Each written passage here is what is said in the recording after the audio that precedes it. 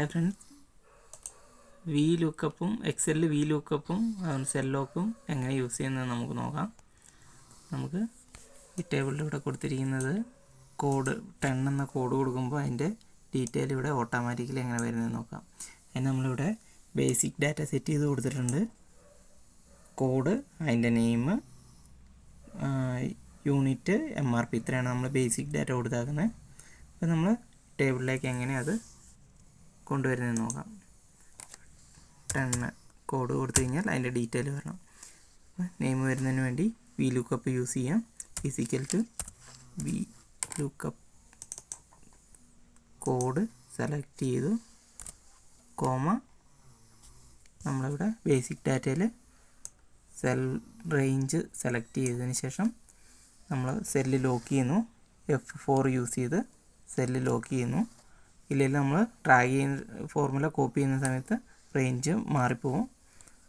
അതിനുശേഷം അതുകൊണ്ടാണ് അങ്ങനെ ലോക്ക് ചെയ്യുന്നത്. അതിനുശേഷം കോമ, നമ്മൾ സെല്ലിലെ സെക്കൻഡ് സെല്ലിലെ ഡീറ്റെയിലാണ് വരുന്നത്. അപ്പം നമ്പർ 2 കൊടുത്തു, കോമ 0 ഡീറ്റെയിൽ ഇവിടെ വന്നു. യൂണിറ്റും അതേപോലെ തന്നെ നമുക്ക് കൊടുക്കാം. Physical to V lookup select ചെയ്തു, സെൽ വാല്യൂ സെലക്ട് ചെയ്തു, കോമ, റേഞ്ച് സെലക്ട് ചെയ്തതിന് ശേഷം സെല്ല് ലോക്ക് ചെയ്യുന്നു, കോമ, മൂന്നാമത്തെ സെല്ലിലെ വാല്യൂ ആണ് വരേണ്ടത്. അപ്പം നമ്പർ 3 കൊടുക്കുന്നു, അല്ലെങ്കിൽ 0 kg വന്നു. ക്വാണ്ടിറ്റി നമ്മൾ കൊടുക്കുന്നു. അപ്പം 2 കിലോ കൊടുത്തു.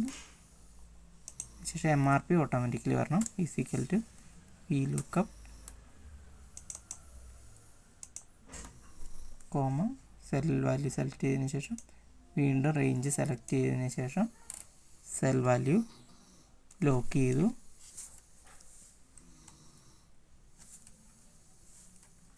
F4 അടിച്ച് സെൽ വാല്യൂ ലോക്ക് ചെയ്തു, വീണ്ടും കോമ, എത്രാമത്തെ സെല്ലിലെ വാല്യൂ ആണ് വരേണ്ടതുള്ളത്, 1 2 3 4 കൊടുക്കുന്നു, കോമ 0. ഇത്രയാണ് നമ്മൾ കൊടുക്കുന്നത്. ഇനി എമൗണ്ട് നമ്മൾ MRP ഇൻറ്റു ക്വാണ്ടിറ്റി കൊടുത്തു. അതിനുശേഷം നമ്മളിത് സെൽ വാല്യൂ താഴേക്ക് ട്രാക്ക് ചെയ്യുന്നു. ഇവിടെ ഏതാണോ കൊടുക്കുന്നത് അതിൻ്റെ ഡീറ്റെയിൽ നമുക്ക് ഓട്ടോമാറ്റിക് ഇപ്പുറത്തേക്ക് വരുന്നതായിരിക്കും. 12, വീണ്ടും 12. ക്വാണ്ടിറ്റി നമ്മൾ കൊടുക്കണം.